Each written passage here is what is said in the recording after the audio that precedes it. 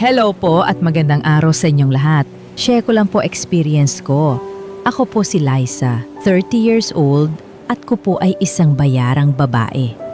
Sa hirap ng buhay at sa dami ng gastusin, natuto akong pagkakitaan ng katawan ko. Para sa iba, marumi at nakakahiya. Pero para sa akin, ito na ang paraan para makatawid sa gutom, makabayad ng renta at masuportahan kahit paano ang pamilya ko. Ito nga po experience ko sa dalawang sabay na lalaki sa dalawang butas ko sabay. Opo, tama po, narinig nyo, sabay po. May isang gabing hanggang ngayon, hindi ko pa rin makalimutan.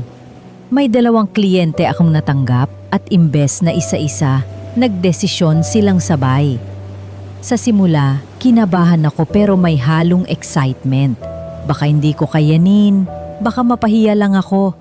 Pero habang tumatagal, ibang klase yung naramdaman ko. Halo ng kaba, takot, pero higit sa lahat, sarap na hindi ko pa naranasan dati.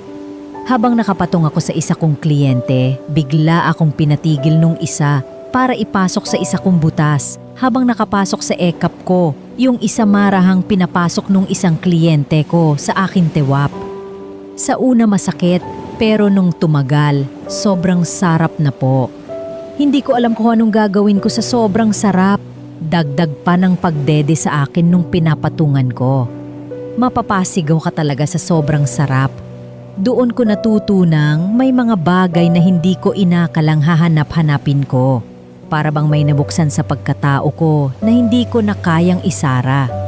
At kahit bayad naman ang serbisyo ko, aaminin ko, kahit wala na silang ibigay, handa akong gawin ulit. Kasi sobra ang epekto sa akin ng gabing yon. Na yon, nahihirapan akong ibalik sa normal ang pakiramdam. Kapag may kliyente akong solo lang, parang kulang. Parang may hinahanap ako na hindi ko na mahagilap. Totoo, masaya ako kapag may perang dumarating. Pero mas nangingibabaw na ngayon yung pananabik sa kakaibang sensasyong naranasan ko. Kaya ito ang tanong ko sa sarili ko. Ito ba ay trabaho pa lang o adiksyon na?